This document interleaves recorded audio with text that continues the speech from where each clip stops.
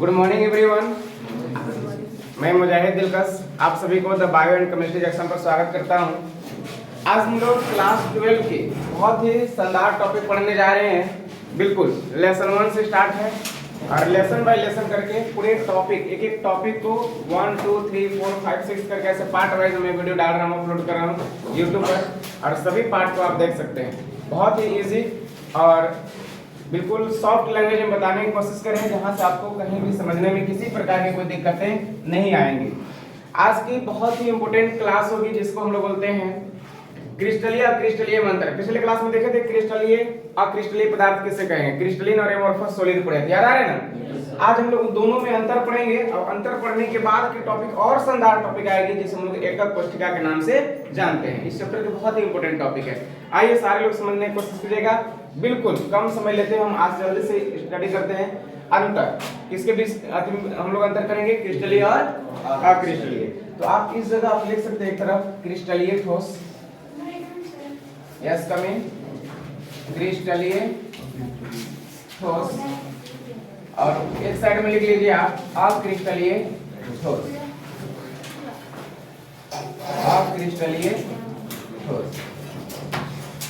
दोनों में अंतर पढ़ते हैं हम लोग, ठीक है। अक्रिस्टलीय ठोस, क्रिस्टलीय ठोस को क्या बोलते हैं इंग्लिश में, क्रिस्टलीन सॉलिड। अक्रिस्टलीय को इंग्लिश में बोलते हैं एमोर्फस सॉलिड। ध्यान से समझिएगा डियर, बहुत ही आराम से बिल्कुल सॉफ्ट लैंग्वेज में बताने की कोशिश करें, याद हो जाएंगे। पहला तो अंतर ये लिखिएगा, वैसे ठोस जिसके अवयवी कण यानी परमाणु अणु या आयन निश्चित क्रम में व्यवस्थित होते हैं क्रिस्टलीय ठोस कहलाते हैं। पिछले क्लास में हम पढ़ा चुके, याद है। तो पहला जो डिफिनेशन है उसी को हम लोग यहाँ पर अंतर में भी लिखेंगे, यानी शॉर्ट में लिख सकते हैं यहाँ पर अवयवी कण निश्चित क्रम में होते हैं। कैसे होंगे, निश्चित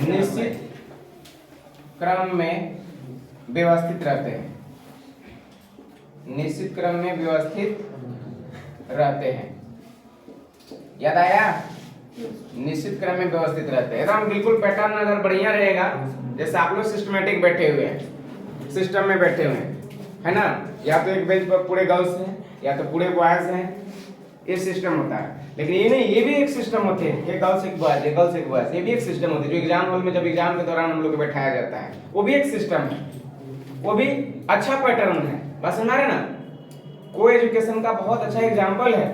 इसी प्रकार ये भी, अगर सभी गर्ल्स हैं तब भी सही है, सभी बॉयज हैं एक लाइन में तब भी सही है, या एक गर्ल्स एक बॉयज तब भी सही है। लेकिन 4 गर्ल्स 2 बॉयज 5 गर्ल्स 3 बॉयज ये गलत है।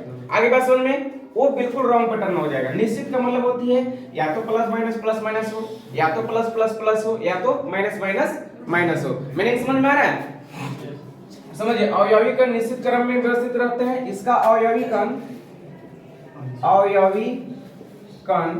अनिश्चित क्रम में होते हैं, निश्चित पैटर्न नहीं होगा। क्या हो जाएंगे, अनिश्चित क्रम में होंगे, अनिश्चित पैटर्न होगा, अनिश्चित क्रम में रहता है। कोई दिक्कत है नहीं। अंतर थोड़ी सी हम लोग सॉफ्ट करेंगे, शॉर्ट भी करेंगे, ध्यान रखिएगा।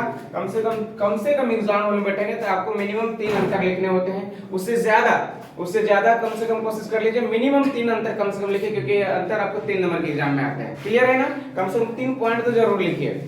तो पहली पॉइंट हो जाएंगे। दूसरी पॉइंट बताइए, जो क्रिस्टलीय ठोस है इसके बारे में याद है आपको, क्या बताए थे, ये वास्तविक ठोस होते हैं। रियल में ठोस यही है, यही मजबूत वाला ठोस है। बाकी जो आपका प्लास्टिक हो गए, फाइबर्स हो गए, या हम लोग के मसल्स मांस हो गए, ये भी ठोस है, लेकिन कैसा ठोस है, एमोर्फस है। याद रहेगा ना, बहुत अच्छा। दूसरी पॉइंट में हम लिख लेंगे, ये वास्तविक ठोस होते हैं, ये वास्तविक ट्रू सॉलिड है ना, ये वास्तविक ठोस होते हैं। याद रहेगा, ये वास्तविक ठोस होते हैं, ये ट्रू सॉलिड होते हैं। याद रहेगा, जबकि ये कैसा होता होगा, ये आभासी, आभासी मीनिंग क्या समझ गए, फॉल्स। ये आभासी ठोस होते हैं, ये आभासी ठोस होते हैं। पता है आभासी ठोस है, इसलिए इसका एक और नाम भी है, आभासी ठोस यानी कि अक्रिस्टलीय ठोस को मोहब्बत से एक और लाइन में बोलते हैं, क्या बोलते हैं बताइए? इसको बोलते हैं सुपर कोल्ड लिक्विड। क्या बोलते हैं? सुपर कोल्ड लिक्विड कहते हैं। अति शीतल द्रव के नाम से जाना जाता है इसे, इसीलिए मैं लिख रहा हूं।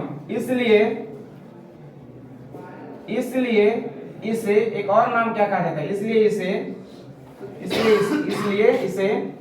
अति शीतित, ध्यान दीजिएगा, बहुत इंपोर्टेंट लाइन लिखवा रहे हैं। इसलिए इसे अति शीतित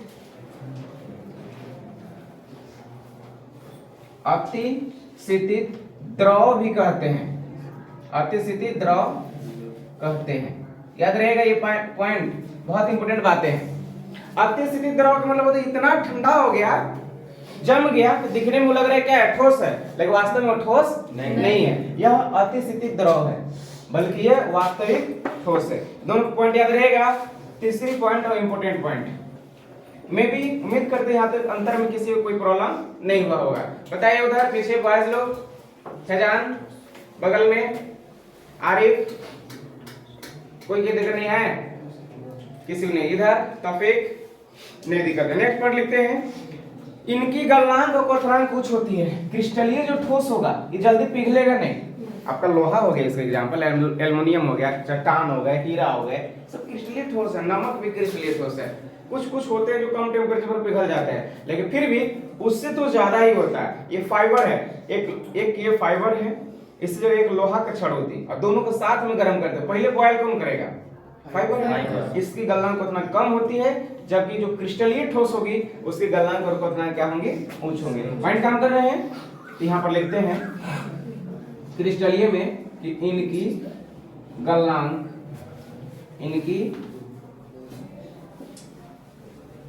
गलनांक ऊंच होती है। इनकी गलनांक ऊंच होती है, ज्यादा होती है। याद रहेगा, इनकी गलनांक ऊंच होती है और इनकी गलनांक क्या हो जाएंगे? बताइए। इनकी गलनांक निम्न होती है। उम्मीद करते हैं सब पॉइंट याद हो रहे होंगे। निम्न होती है। जल्दी से फटाफट आप लोग लिख लेंगे। आपका टॉपिक लगभग कंप्लीट हो गया है, और इसके बाद हम लोग नए टॉपिक की ओर चलेंगे जो बहुत ही शानदार और इम्पोर्टेंट टॉपिक हो गए। ये तीनों पॉइंट याद हो गए? बताइए। एक पिछले क्लास में याद होगा बताए थे कि विषमदैशिक होते हैं। कैसे होते हैं? विषमदैशिक। और ये समदैशिक। विषमदैशिक क्या बतला रहा था?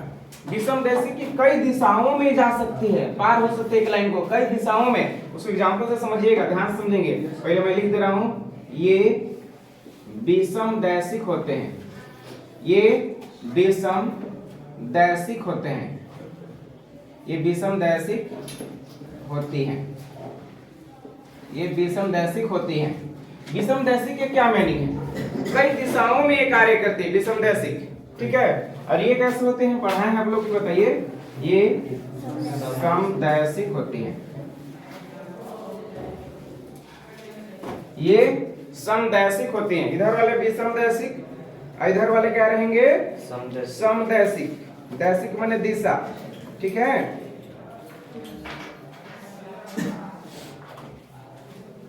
ये समदैशिक होते हैं या होती है। लास्ट लाइन समझ आया? अगर इसको समझना चाहें विषमदैशिक के मीनिंग, तो हम ऐसे समझ सकते हैं। सपोज दैट ऐसे बहुत सारे एटम मॉलिक्यूल्स और आयंस हैं जिसके न्यूक्लियस को मैंने लिखा। अगर परमाणु को लिखेंगे तो आपस में सभी परमाणु क्या हो जाएंगे? सट जाएंगे। परमाणु के अंदर केंद्र है वो अलग अलग है। अगर परमाणु को लेंगे तो परमाणु आपस में कैसे रहेंगे? तो सटे हुए रहेंगे या नहीं रहेंगे? बताइए। ये देखिए, थोड़ा समझने को ऑनलाइन क्लास, ये जो केंद्रक मैंने लिया, परमाणु नहीं लिया। परमाणु कर लेंगे तो एक्चुअल में परमाणु ऐसे होगा, एक परमाणु दूसरा परमाणु से ऐसे, सारे लोग समझ रहे हैं? ऐसे सटेंगे, दूसरा परमाणु तीसरा से ऐसे सटा हुआ होगा ना। सपोज दैट एक पॉजिटिव दूसरा नेगेटिव आयन से मिलकर बना हुआ है। एक पर प्लस चार्ज, दूसरे पर माइनस, एक पर प्लस, दूसरे पर माइनस, प्लस माइनस ऐसे होंगे। Minus plus minus plus minus plus में भी सबको समझ में आ रहा होगा। यहाँ प्लस माइनस प्लस और माइनस। क्लियर है? देखिए विषमदैशिक क्या मीनिंग क्या था? विषमदैशिक मतलब अगर चले तो कई डायरेक्शन में कार्य करती है। देखिए अगर हम एक लाइन ऐसे गुजारे तब भी सही है, वो कैसे गया, plus minus plus minus plus minus होते हुए पार हो गया। अगर मैंने इस लाइन को ऐसे काटा तब भी एक डायरेक्शन बन रही है, प्लस माइनस का 2 डायरेक्शन होगा। तीसरी डायरेक्शन प्लस प्लस प्लस, कहाँ माइनस में जा रहा है, आगे पीछे लिखाया है, आगे पीछे थोड़ी सी लिखा है, ध्यान समझिएगा। माइनस माइनस माइनस एक रास्ता से गुजर जाता है आया, इसी प्रकार ये प्लस प्लस के सहारे आ जाता है। अगर इधर से जाके देखिए कहें तब भी देखो यहाँ प्लस प्लस प्लस, ये भी एक लाइन बन रहा है। बोले ना पॉजिटिव पॉजिटिव हो तब भी चलेगा, निगेटिव निगेटिव है तब भी चलेगा, एक पॉजिटिव एक निगेटिव है तब भी चलेगा, 3 डायरेक्शन में चले जाते हैं। तो कई डायरेक्शन इसको देख रहे हैं यहाँ पर, ये कहलाएंगे विषमदैशिक। लेकिन ये क्या होते हैं, कुछ खास पैटर्न पर कार्य करती है, कुछ खास पैटर्न पर कार्य करती है, इसलिए ये क्या हो जाते हैं, समदैशिक होते हैं। इसमें जैसे हर तरफ से ऐसे जा रहे हैं लाइन, ऐसे नहीं जा सकते हैं, याद हो गए। तो ये कैसे हो जाएंगे, समदैशिक हो जाएंगे। ये कोई विशेष डायरेक्शन में ही कार्य कर पाएगा, हर एक डायरेक्शन में कार्य नहीं कर पाती है, ये हर एक डायरेक्शन में वर्क नहीं करती है, इसलिए इसको हम लोग बोलते हैं समदैशिक। सपोज दैट ये पॉजिटिव है, नेगेटिव नेगेटिव पॉजिटिव पॉजिटिव ऐसे हो सकते हैं, ये positive negative positive positive negative कुछ भी चलेगा ना। अगर ऐसे व्यवस्थित हो जाएगा तो 110% क्या हो जाएंगे बताइए, ये सब चरमरा जाएगा, आगे पीछे हो जाएंगे, आगे पीछे हो जाएंगे, होंगे कि नहीं होंगे बताइए। ये प्लस और माइनस तो ठीक है, हम माइनस के बीच में और माइनस हो गया, यहाँ देखो थोड़ा सा, एक प्लस और 2 माइनस रहेंगे बढ़िया से। माने एक पुरुष है 2 स्त्री, 2 से शादी कर ले, 2 से 3 हो जाती है, ये बढ़िया से रहेंगे कभी भी, हमेशा झगड़ा होगा। एक और यहाँ देखो पुरुष यहाँ दिख गया मेल, अभी क्या होगा कि उसके साथ चल देगी, चलो अभी थोड़ा सा मार्केट करके आते हैं, वो उधर चला गया इधर चला गया, अब बीच में क्या हो जाएगा, गैप हो जाएगा कि नहीं हो जाएगा। यहाँ पर एक और प्लस यहाँ मिल गया, फिर और यहाँ पर इन लोगों को मार होने लगेगा थोड़ी देरी के बाद, है ना, फिर प्लस प्लस देखिए, माने कहीं ना कहीं पूरा व्यवस्था खराब हो जाती है। और ये विषमदैशिक नहीं, क्या होती है, समदैशिक। कुछ खास पैटर्न में कभी कभी काम करेगा, बाकी काम नहीं करेगा। प्लस माइनस थोड़ा यहाँ पे काम किया, प्लस माइनस अगर बस गड़बड़ा गया, फिर माइनस प्लस काम किया, फिर आगे गड़बड़ा गया। तो ये कुछ शॉर्ट रेंज में करता है और ये लॉन्ग रेंज में करता है। तो 4 पॉइंट ऐसे हो गया। और पांचवी अंतर एक लाइन और मैं यहाँ बता रहा हूँ, देखिए तो थोड़ी सी कैमरा में दिख रहे हैं, यहाँ 5th पॉइंट थोड़ी नीचे, ये लाइन यहाँ ऐसे लिखेंगे तो चलेगा, चलेगा ना, ध्यान से समझिएगा। तो 5वां एक और खास अंतर है जो सारे लोग को याद रखने की जरूरी, बहुत इंपॉर्टेंट अंतर है। पहला तो देखिए ये, दूसरी देखिए कि ये वास्तविक होते, तीसरी देखिए गलनांक कुछ होते उससे गलनांक कम होती है, ये विषमदैशिक होते हुए समदैशिक होते हैं। एक और बताइए, ये दीर्घप्रासी होते हैं, कैसे होते हैं, दीर्घप्रासी का क्या मीनिंग है, बहुत दूर तक से व्यवस्था एकदम सही है, plus minus plus minus plus minus long distance में है, लेकिन इसमें शॉर्ट डिस्टेंस में कहीं कहीं काम कर रहा है। इसमें भी देखो प्लस माइनस सही है, लेकिन आगे तुरंत गड़बड़ा गया, फिर माइनस प्लस भी सही है, तुरंत आगे गड़बड़ा गया, मतलब ये शॉर्ट डिस्टेंस में कार्य करती है थोड़ी, इसलिए इसको क्या बोलते हैं, लघु प्रासी। इसको क्या बोलते हैं, दीर्घ प्रासी। आ रहा है मेरे शेर और शेरनी समझ में, आ रहा है ना कि नहीं आ रहा, फिर क्वेश्चन एग्जाम में आएगा तो नहीं बनेगा, बन जाएगा, ध्यान से सुनेंगे। ये क्या लिखेंगे बताइए, ये बताइए दीर्घ प्रासी के लघु प्रासी, दीर्घ ज्यादा, ये दीर्घ प्रासी होते हैं, ये दीर्घ प्रासी होते हैं, याद हो जाएंगे, ये दीर्घ प्रासी होते हैं। अब इधर लिख लीजिए बबुआ लोग, यह लघु प्रासी होते हैं, यह लघु प्रासी। इसका मीनिंग समझा चुके हैं। लघु प्रासी माने शॉर्ट रेंज, अंग्रेजी भी जीरो कोस्ट में लिख दे रहे हैं। लघु प्रासी का मतलब क्या होता है, SHORT, शॉर्ट रेंज। और दीर्घ प्रासी का क्या मीनिंग हुआ, लॉन्ग रेंज, लॉन्ग रेंज में चलती है, ये शॉर्ट रेंज में, इसलिए कमजोर होती है, ये मजबूत होती है, याद रहेगा। ये लघु प्रासी यानी शॉर्ट रेंज में होती है, खाली रह गई, लघु प्रासी होती है। ये डिफरेंट खत्म हो गए, हम लोग मैक्सिमम चीज को हम लोग पढ़ लिए इसमें। आज हम लोग नए टॉपिक स्टार्ट करने जा रहे हैं, उसे हम लोग बोलते हैं क्रिस्टल जालक और एकक कोष्ठक। जल्दी से इसको आप स्क्रीनशॉट लेंगे, इसके बाद नेक्स्ट टॉपिक को हम लोग चल रहे हैं, वहां पर आगे देखेंगे।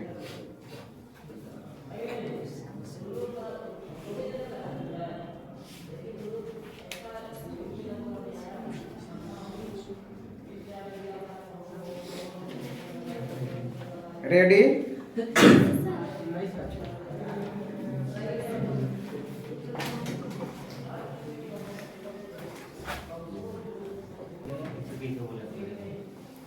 चलिए, उम्मीद करते हैं मैं भी किसी को कोई प्रॉब्लम नहीं होंगे, किसी को कोई दिक्कत नहीं होंगे, किसी को कोई शिकवा शिकायत नहीं होंगे।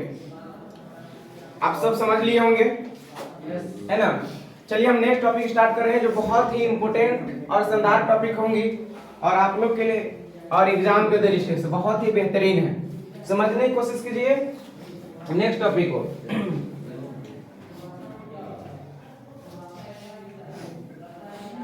आप लोग कभी कभी बेवजह झगड़ जाते हैं एक दूसरे के साथ, है ना? या बातों को आप लोग आर्गुमेंट करने लगते हैं या हम अच्छे हैं तो हम अच्छे हैं, कभी कभी ऐसा होता है और आप लोग भी बहुत इसमें माहिर हैं। मुझे एक छोटी सी स्टोरी याद आ रही है। एक दिन हुआ क्या कि एक घोड़ा और गधा में, है ना, बहस हो गई। घोड़ा और गधा दोनों जानवरों को देख रहे हैं, बहुत भयानक बहस हो गया। घोड़ा बोलता है क्या, सुन रहे हैं कि बरसात के अभी मौसम आ रहे हैं, बारिश होगी, इसके बाद है ना धान रोपे जाएंगे। बरसात में, भाई बरसात में धान रोपे जाते हैं, घोड़ा ने कहा। और गधा कहा तो पगला गया है, अभी गेहूं रोपा जाएगा, गेहूं बोआ जाएगा, अभी तुरंत बारिश होगी, बरसात के मौसम में गेहूं बोए जाएंगे। दोनों में से राइट कौन है ना? अब दोनों में बढ़िया बहस हो गया, तो मैं मारपीट तक से भी पहुंच गया, मन भी नहीं करेगा, पहुंच गया। चलो अच्छा, राजा से पूछते हैं कि कौन सही, हम या तुम? जो सही होगा राजा सजा हम लोग के देंगे। कोई बढ़िया, हम लोग झगड़ गया, राजा के पास गए, बात दोनों अपनी अपनी रखे। तो राजा अपने आदमी के बोला, तुम एक काम करो, 20 कोड़ा घोड़ा को लगाओ, है ना? 20 कोड़ा घोड़ा को मारो। अब घोड़ा तो परेशान हो गया, क्या है बताइए, हम में क्या गलती है? हम तो सही बोले हैं, बताइए बरसात के मौसम आ रहे हैं, बरसात के बाद क्या होता है? धान ही तो बरसात में लोग रोपते हैं ना, बिल्कुल कोई गलत नहीं बोले हैं, हम तो सही है। बताइए बताइए हुजूर, हम में क्या गलती है? तो कहा कि तुम्हारा ये गलती नहीं, तुम्हारा आर्गुमेंट गलती नहीं है, तुम बिल्कुल सही कहा। तुम्हें सजा इसलिए दी जाती है कि तुम्हें पहले से पता था कि गधा है, तो गधा से कहा तुम लड़ल था। जब तुमको पहले पता था कि गधा है, तो गधा से तुमको बहस करने की क्या जरूरी थी? सुना, इसलिए तुम्हें सजा मिल रही है। तो गधा लोग से बच के रहने की जरूरी है, नहीं बचेगा तो फिर कुठा उठा जाइएगा। सुना रहे ना?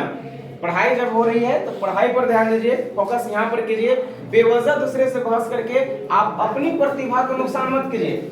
आप में प्रतिभा है, आप टैलेंट है, आप में बहुत चीजें भरी हुई है, लेकिन आप अगर दूसरे से बेवजह बातें करते हैं तो वहां पर क्या हो जाती है? आपकी प्रतिभा नाश होती है। अरे बस समझ में, घोड़ा की तरह, घोड़ा को दूसरे से चैलेंज लगाने चाहिए, गधा से कहला चैलेंज लगाया था भाई, है ना? अपने हिसाब के अनुसार चलने चाहिए। आइए समझिए, बहुत ही शानदार टॉपिक अगला है, इसे हम लोग बोलते हैं एक कोष्ठिका तथा क्रिस्टल जालक, यानी क्रिस्टल जालक एवं एक कोष्ठिका। देखेंगे क्रिस्टल जालक, क्रिस्टल जालक, वैसे लोग थोड़ा सा यहाँ ध्यान देंगे, बातें नहीं करेंगे। क्रिस्टल जालक एवं एकक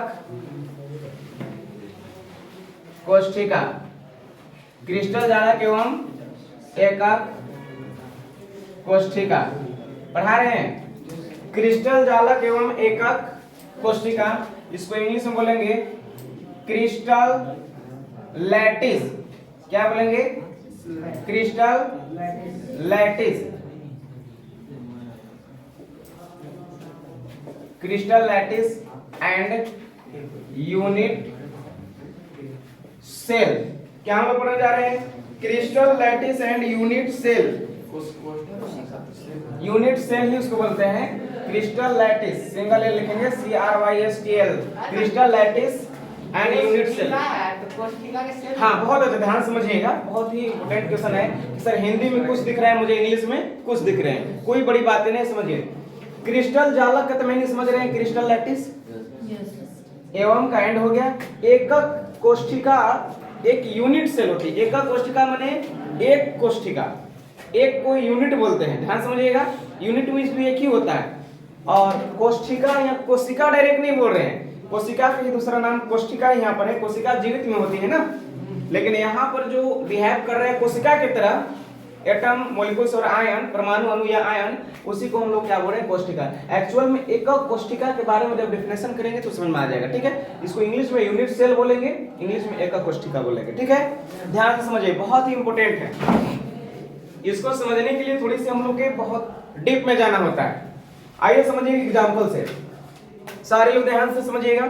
मान लीजिए आप मार्केट गए एक माचिस खरीदने के लिए, लेकिन आप मार्केट में गए तो सोचे कि एक पॉकेट ही खरीद लेते हैं। कभी कभी 1 रुपए का देता था पहले, तो पता नहीं क्या है, बहुत दिन से माचिस खरीदे हुए नहीं है ना, बहुत दिन हो गए।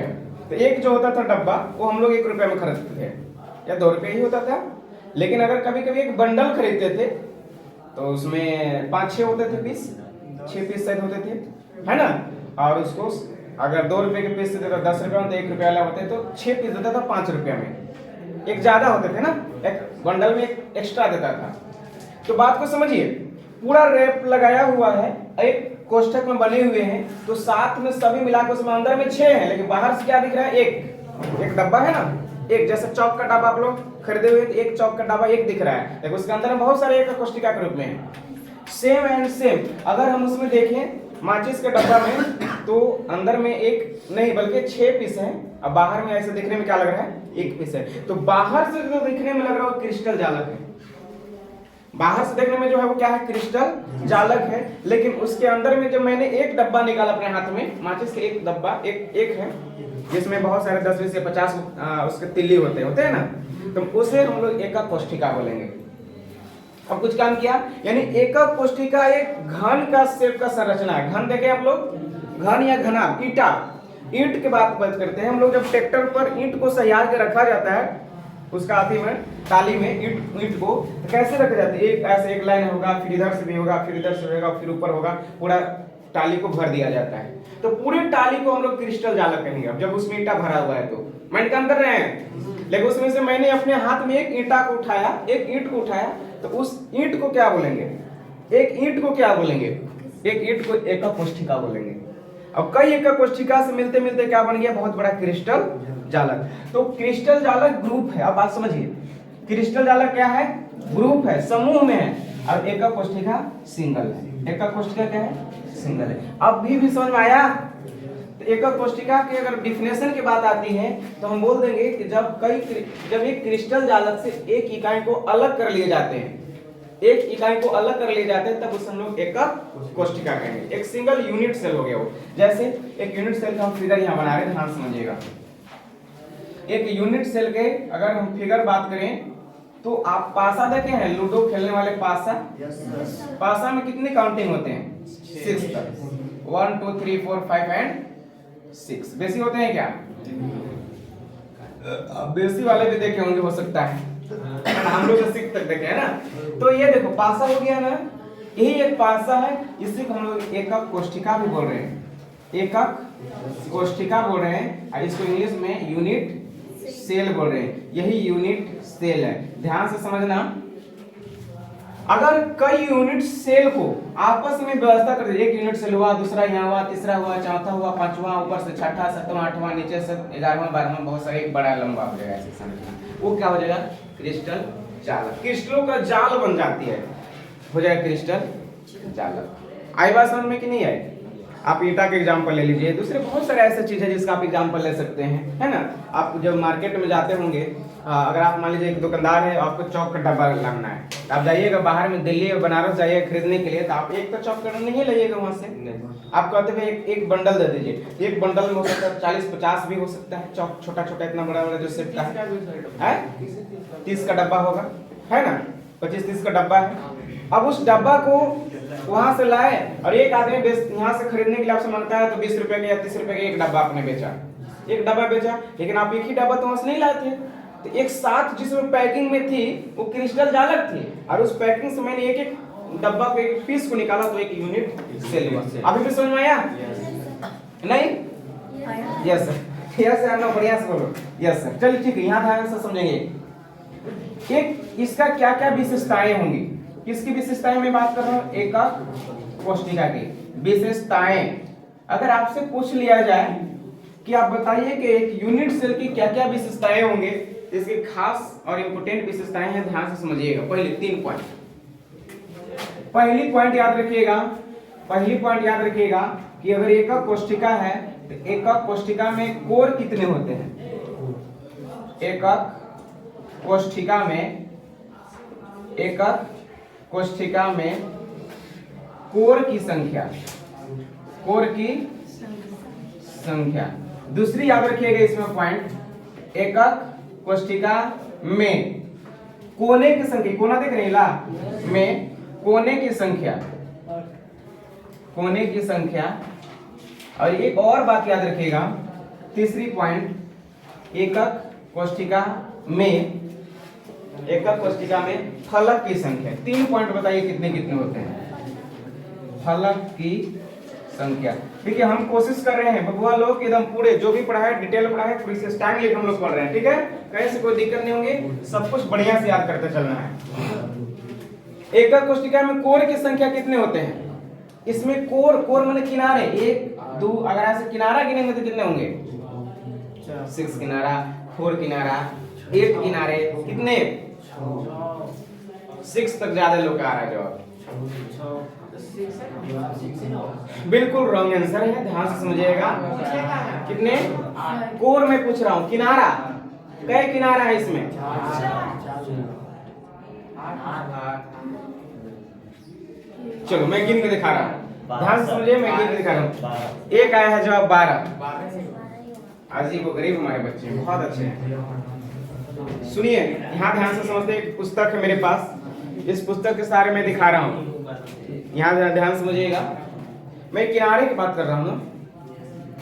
आपको इधर में कितने कोर दिख रहे हैं? 1 2 3 4, 4 तो इधर है, श्योर 4 इधर होंगे, 8 हो जाएंगे। मैंने इसको ऐसे फोल्डिंग किया, 4 इधर और 4 इधर, 8 हुए। अब इधर में कितने हैं? 4 नहीं है, 4 तो आप इसको गिनती कर दिए हैं। देखो 1 2 3 4, आप तो इस पॉइंट को गिनती कर दिए हैं, अब 3 ही गिनती होंगे। इसी प्रकार इसमें भी गिनती कर दिए हैं, आपका सिर्फ ये और ये पोजीशन होंगे। तो 4 और 4 8 9 10, इधर में आएंगे तो ये और ये गिनती हो चुका है। आपका कौन बचा?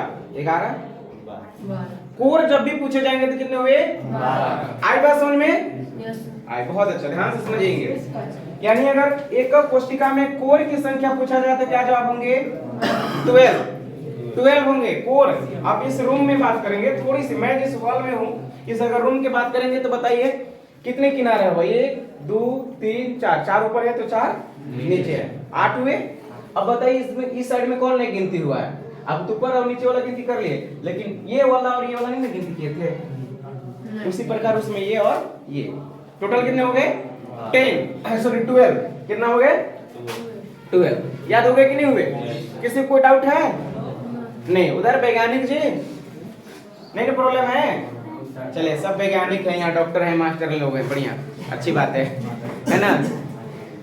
सेकेंड पॉइंट पढ़ेंगे, बताइए एकक कोष्ठिका में कोने की संख्या कितनी है? ये सब बता देंगे। 8 कोना इसमें कितना है? 8 या 10? सही बताइए। कुछ लोग के 10 नहीं नजर आए? देखो 1 2 3 4 5 6 7 8 9 10 ना। बिल्कुल बिल्कुल 8 है। कितने हैं? मैं इसको गोला कर दे रहा हूँ। एक गोला यहाँ होगा परमाणु, दूसरा है, तीसरा है, चौथा है, पांचवा है, छठा है, सातवां है और ये 8वां है। यहाँ और यहाँ मत समझना क्योंकि ये 3D पिक्चर है, 3D है, ये ऊपर चला जाएगा, यहाँ सटल थोड़ी होगा। ये मैंने इसको बोर्ड पर बनाया, इसके बाद यहाँ लग रहा है कि सटे हुए, ये पॉइंट पर फोल्डिंग नहीं होते, सटते नहीं है। एक भुजा आगे, एक भुजा पीछे ही है। आ रही बात समझ में? 8 ही कॉर्नर हो सकते हैं, सॉरी कोना कॉर्नर हो सकते हैं। कितने इसके यहाँ पर यहाँ लिखेंगे? 8। याद हो गए? ये बात इंपोर्टेंट है, ध्यान रखना है। अब आपसे पूछ रहे हैं हम कि एकक कोष्ठिका के फलक कितने होते हैं? फलक अंग्रेजी में बोलते हैं फेस। इसमें फेस कितने हैं बताइए? हमेशा 6 फेस होते हैं। कितने होते हैं फेस? 6 होते हैं। आप यहाँ पर देख सकते हैं, इस रूम में देखिए, एक ये फेस है, एक उधर से 2 है, एक इधर से 3, एक इधर से 4, एक नीचे। कितने फेस हुए? 6। अब यही कारण है कि भाषा में 6 फेस होते हैं और 6 पर 6 अंक होते हैं, 1 2 3 4 5 6 होते हैं ना। चलिए बहुत अच्छा। तो ये खास अभी आप कैरेक्टरिस्टिक पढ़ रहे थे, 12 8 में यहाँ पर कितना हो जाएंगे? 6।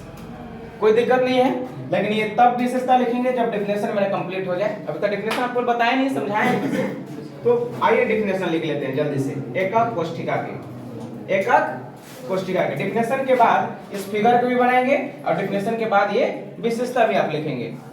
बात समझ में आ रही है? तो सबसे पहले हम क्या लिखते हैं, डेफिनेशन, डेफिनेशन के बाद विशेषता, इसके बाद फिगर, चलेगा? डेफिनेशन में यहाँ लिख दे रहा हूँ क्या चीज का, एकक कोष्ठिका का, एकक कोष्ठिका, यूनिट सेल। एकक कोष्ठिका को इंग्लिश में क्या बोलेंगे, यूनिट सेल, चलेगा ना?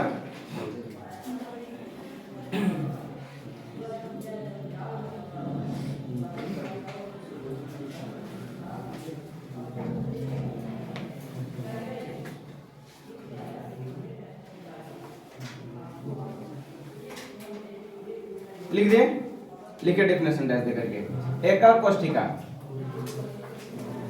लिखे, जब द्विविमीय,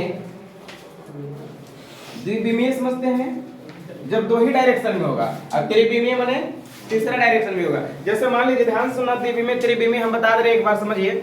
मैंने ईंट को व्यवस्थित करने स्टार्ट किया, एक ईंट रखे, दूसरा, तीसरा, चौथा, ऐसे एक लाइन में रखा, फिर उसके बगल में और लाइन लगा, फिर आगे पीछे जा रहे हैं, सिर्फ मैंने ऐसे फैलाने की कोशिश कर नीचे पर फर्श पर, तो हो गया द्विविमीय, समझ रहे ना? लेकिन उसी पर ऊपर दोहराते भी चले गए तो क्या हो गया, त्रिविमीय। जैसे लड्डू अगर हमको सजाना है, थोड़ी सी ध्यान से समझिएगा, तो मैंने लड्डू का ऐसे रख सकते, एक बार फर्श पर ऐसे लड्डू रखे, इसमें क्या डायरेक्शन हुआ, दो डायरेक्शन हो रहा है, एक तो चौड़ाई भाग रहा है, एक ऐसे लंबाई भाग रहे हैं, भाग रहे हैं कि नहीं, दो चीज देखिए, लंबाई और चौड़ाई। लेकिन अब क्या करेंगे, आप क्या कीजिएगा, और लड्डू जो होगा बेसिक, अब उसको हम यहाँ पर बीच में खाली जगह के ऊपर में रख देते, दुकान में सजाया हुआ देखे है ना। अगर मैंने यहाँ पर भी रखना स्टार्ट किया, तब ऊंचाई भागने लगा, लंबाई चौड़ाई के साथ ऊपर रख रहे तो क्या भाग रहा है, ऊंचाई, तो जिसमें लंबाई चौड़ाई और ऊंचाई तीनों हो, क्या हो गया, 3D में चला जाएगा। याद हो रहे हैं? तो हम ऐसे लिख रहे हैं, जब द्विविमीय या त्रिविमीय,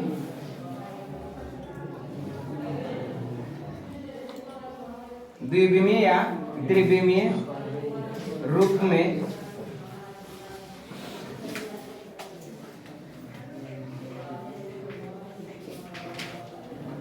क्रिस्टल जालक, क्रिस्टल जालक व्यवस्थित रहता है। जब द्विविमीय या त्रिविमीय रूप में क्रिस्टल जालक व्यवस्थित रहता है और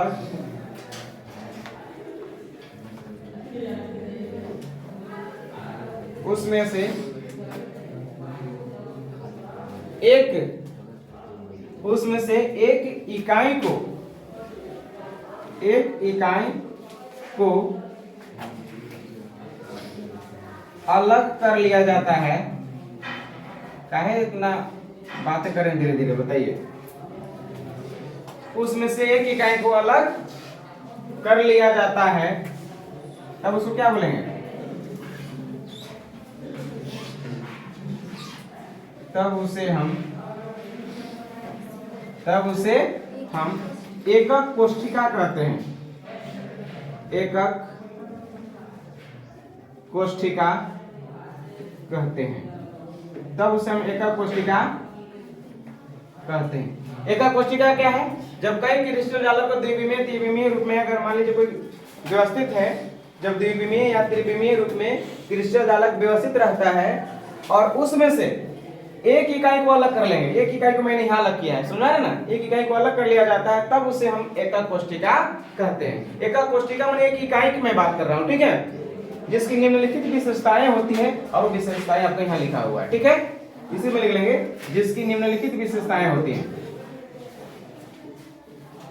जिसकी निम्नलिखित, हमारा ऊपर लिखा हुआ है इसलिए मैं ऊपर लिखित भी लिख सकते थे, लेकिन आपके लिए मैं लिखवा रहा हूं इसलिए मैंने निम्नलिखित लिखा, ठीक है। मेरे पास ऊपर लिखा हुआ है ना, मैं ऊपर लिखित लिख सकते थे, उपरयुक्त लिख सकते थे, लेकिन निम्नलिखित लिखे क्योंकि आपको नीचे इसका लिखना है। सुना रहे बात को, जिसकी निम्नलिखित विशेषताएं हैं, विशेषताएं हैं, क्या क्या इसका विशेषता है बबुआ लोग बताइए, कि इसमें 12 किनारे होंगे, 8 कोने होंगे और 6 फलक होंगे। याद रहेगा? चलिए इसको उतार लेंगे, एक डायग्राम बना लेंगे, आपका एकक कोष्ठिका खत्म हो जाते हैं। इसके बाद एकक कोष्ठिका के प्रकार पढ़ना है, बहुत ही ब्रॉड चैप्टर है, छोटा नहीं, बहुत ब्रॉड समझते हैं, बड़ा विस्तार पढ़ना है इसके बारे में, ज्यादा डिटेल पढ़ने हम लोग के। अभी हम पढ़ेंगे, अभी तो स्टार्ट किए हैं, इसके बाद क्रिस्टल जालक भी पढ़ेंगे, इसके बाद एकक कोष्ठिका के प्रकार पढ़ेंगे। उम्मीद करते हैं यहाँ तक किसी को कोई शिकायत नहीं होगी, कोई दिक्कत नहीं होगी, सब कुछ सही समझ में आ रहा होगा। जल्दी से इसको यहाँ पर स्क्रीनशॉट लेंगे, इसके बाद हम आगे क्लास ले रहे हैं। बताइए हकीकत और विश्वास में क्या फर्क है? दोनों एक ही चीज है। हकीकत और विश्वास, अगर विश्वास अगर आपको है ना, तो सब कुछ कर सकते हैं। विश्वास पर ही ज्यादा काम है। हकीकत को लोग आइडेंटिफाई नहीं कर पाता है, ना उसको पहचान पाता है, ना कहीं देख पाते हैं। विश्वास से सब कुछ चलता है यहाँ पर, ठीक है। एक दिन एक बच्चा बड़ा रिजिड था, आप ही लोग की तरह, है ना। बच्चा एक दिन अपनी मम्मी से जाकर पूछता है कि माँ बताइए हकीकत और विश्वास में क्या फर्क है। माँ अपने कपाल पकड़ लेती है कि इतना छोटा बच्चा इतना बड़ा क्वेश्चन कहाँ से ला रहा है ना। बोले कि जा पापा बताएंगे। पापा के पास जाता है बच्चा, दौड़े दौड़े बोलता है पापा जी पेपर पढ़ रहे थे, तो बताइए पापा हकीकत और विश्वास में क्या फर्क है। सुन रहे ना, तब पापा से भी समझा दे कि सोच ले कि तो क्वेश्चन थोड़ा जटिल है ना, माँ ही समझा पाएंगे, कहे जाओ मम्मी से पूछ लेना। फिर मम्मी उधर चावल धो रही थी, फिर जाके पूछता है कि माँ बताइए, आप ही बताइए। पापा बोले आपको बताने के लिए हकीकत और विश्वास में क्या कोई फर्क है या एक ही चीज है दोनों। तो माँ गुस्सा के तो हमको नहीं आता, हम पढ़े लिखे हैं, मैट्रिक हम फेल हैं। तो जा पापा से पूछो जाके, पापा डेरे पढ़े लिखे हैं। पापा लोग फिर जाके पकड़ता है पैर के, आप बताइए जल्दी से। तो पापा जी बड़े सॉफ्ट जवाब दिए कि हकीकत और विश्वास में क्या अंतर है, ठीक है। पापा जी बोले कि आपको जो किचन में खाना पका रही है वो हकीकत है कि तुम्हारी माँ है। जो किचन में खाना पका रही है ये हकीकत है कि तुम्हारी माँ है, लेकिन यह विश्वास है तुम्हारे कि हम तुम्हारे पिता हैं। समझ पा रहे हैं? यह विश्वास है कि हम तुम्हारे पिता हैं। विश्वास है तो पता है, तो हकीकत तो माँ जानती है ना। समझ पा रहे हैं? तो शॉर्ट एंड बिल्कुल सॉफ्ट जवाब दिए कि यह हकीकत है कि जो खाना पका रही तुम्हारी माँ है, जन्म वेदी है। लेकिन तुम्हारा सिर्फ विश्वास है कि हम तुम्हारे पिता हैं, और यह है ना सनातन सत्य है, ठीक है। बस वो हकीकत तो सिर्फ माँ जानती है। आ रही बात समझ में? तो ये बताने का मेरा ये मतलब है कि आप विश्वास कायम रखिए। विश्वास बहुत बड़ी चीज है। विश्वास है तभी हम लोग अपने पिता को भी पिता कहते हैं। सच बातें हैं। जिस दिन विश्वास खत्म हो जाएगा उसको कुछ भी नहीं है। विश्वास बहुत बड़ी चीजें होती है। विश्वास कीजिए, विश्वास के साथ आप पढ़ाई लिखाई कीजिए, आप उम्मीद रखिए, और उम्मीद आप अगर रखते हैं उसके साथ मेहनत करते हैं तो आपको जरूर एक न एक दिन कामयाबी मिलती है। विश्वास बहुत बड़ी चीज है। अगर आपको अंदर से विश्वास नहीं जगती है कि हम कुछ कर पाएंगे तो आप यकीनन कुछ नहीं कर पाइएगा। आपको खुद पर विश्वास होना चाहिए। दूसरा क्या कर रहे हैं, घूम रहा है, टहल रहा है, समझ लो। आप क्लास आइए, क्लास को बढ़िया से बेहतरीन से पढ़िए। आपको लगे कि हम समझ रहे हैं, हम सीख रहे हैं, तो आप क्लास को पूरा कीजिए। क्लास छोड़िए नहीं, दूसरे के बहकावे में बिल्कुल नहीं आइए, पूरी क्लास कीजिए, आपको सब कुछ समझ में आ जाएंगे। Clear to all? Next topic है क्रिस्टल जालक। मैं इसको बस सिर्फ पढ़ा करके आज इसको एंड कर रहे हैं। इसके बाद नेक्स्ट क्लास में इसको हम लोग टाइप्स पढ़ेंगे। ओके, एक लाइन का डिफिनेशन है, जल्दी से लिख लेते हैं क्रिस्टल जालक की, क्योंकखत्म ही टॉपिक हो जाएगा, ठीक है। लिखिए क्रिस्टल जालक, बाकी मैं इस सबको इरेज कर दे रहा हूं। क्रिस्टल जालक का डिफिनेशन बोले।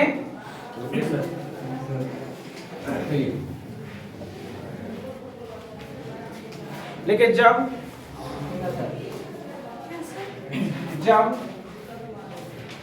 कई एकक कोष्ठिका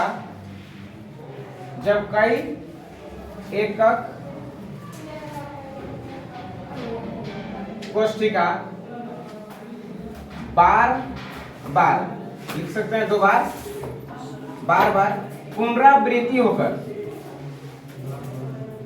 बार बार पुनरावृत्ति होना क्या मतलब होता है बताइए? रिपीट करना। पुनरावृत्त मतलब क्या होता है? रिपीट करना। पुनरावृत्त होकर, साफ लिख लेंगे, पुनरावृत्त होकर माने दोहराकर। सुना रहे ना? जब कई एकक कोष्ठिका पुनरावृत्त होकर एक द्विविमीय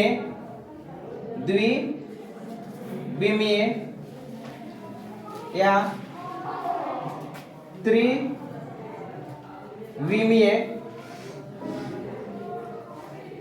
द्विविमीय या त्रिविमीय संरचना प्राप्त करती है।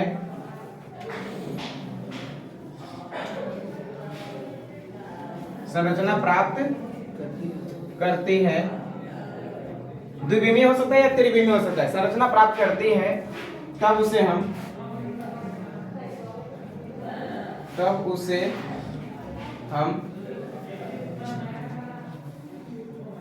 क्रिस्टल जालक कहते हैं। तब उसे हम क्रिस्टल जालक कहते हैं। क्या है क्रिस्टल जालक, समझ में आया? जब कई एकल कोशिका बार बार दोहराकर एक दूर रखे 2 3 4 5 ऊपर नीचे चारों तरफ से रख रहे हैं, एक बड़ा जाल के रूप में संरचना प्राप्त कर लेती है, तो उसी को हम लोग बोलते हैं क्रिस्टल जालक, क्रिस्टल लैटिस बोलेंगे। कोई दिक्कत नहीं है ना?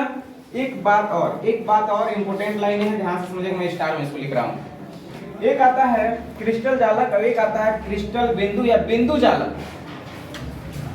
एक और आता है बिंदु जालक, नाम सुने कभी? बिंदु जालक एक वर्ड है जो 1 नंबर के कभी कभी एग्जाम में आए हुए हैं। बिंदु जालक, पॉइंट लैटिस। क्या है बिंदु जालक? तो याद रखिएगा, किसी भी एकल कोशिका में या क्रिस्टल जालक में परमाणु अणु या आयन को बिंदु द्वारा दिखाई जाती है।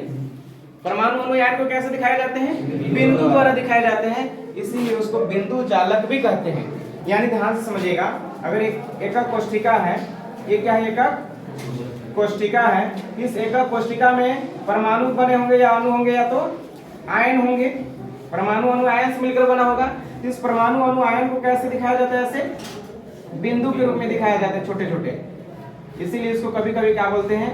बिंदु जालक भी कहते हैं। इसका मैं डेफिनेशन नहीं लिखवा रहा हूँ, समझने की चीजें आप समझ रहे होंगे। आ रही बात समझ में?